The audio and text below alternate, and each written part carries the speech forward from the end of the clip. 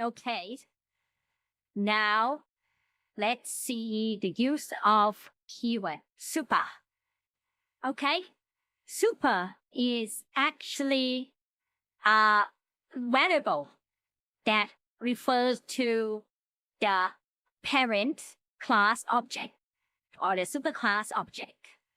So when you create an object of a subclass, you can access variables of the superclass as well using the super keyword. So you can use super to refer to the parent class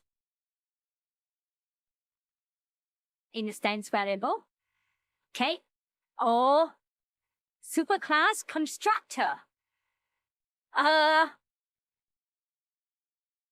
superclass method, okay. So, but here, just this description might not give you a clear picture. So let's look at some example.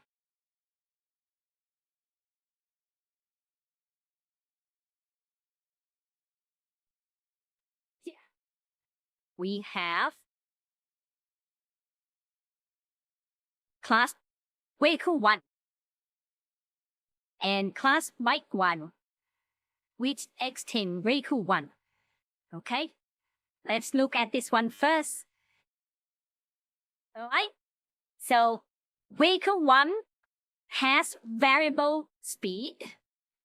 Bike 1, which extends vehicle 1, also has variable speed. So this is allowed, okay? This is allowed. It's fine for bike 1 to have the same variable as vehicle 1, okay? So, in fact, right here like this allows bike 1 to have two speed variables, one defined in itself and the other one inherit from vehicle 1. Okay, it has both, but which one are we using if we say speed, right? Which one? Well, if our object is bike 1, then we'll be using this one. Okay? You can say that the new speed hide the old speed. Okay? The new one hides the old one. But you can still access the old one by having super.speed. Alright, so in this case, bike 1 has method display, which display the speed of its superclass. Okay, so the printout will, well, the printout of display will print 50. Okay. So let's see if there's an example here. So we have,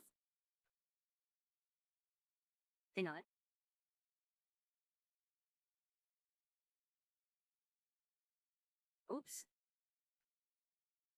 We do have here bike 1 and vehicle 1. It's in the same class, okay? It's written in the same class. So if I see it like this, so class vehicle 1, speed 50, and it has display, but the code doesn't do anything. And for bike 1, it has its own speed too. Bike 1 extends from vehicle 1 and display print super.speed. So when I run the main method, I create bike 1. Okay. The actual object is bike 1, but I stored it in vehicle 1. then I call display. So display will be able to run because it compiles, all right? Type vehicle 1. First, it check for the type of B, right? Check for the types of B. So the type of B is vehicle 1, and vehicle 1, in this case, has method display. So it can call method display, but the actual call will be on the object. So the code display from byte 1 is executed. So it prints 50. Okay? So 50. It should print 50. Yeah. All right.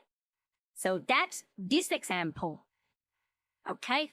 Where, well, normally you won't be able to write to print speed of 50, but you can access using superclass, right? If you don't,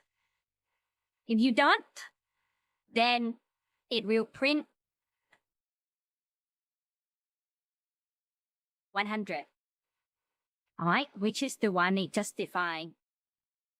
All right, so the variable speed will in the speed that's defined in byte 1, unless we used super.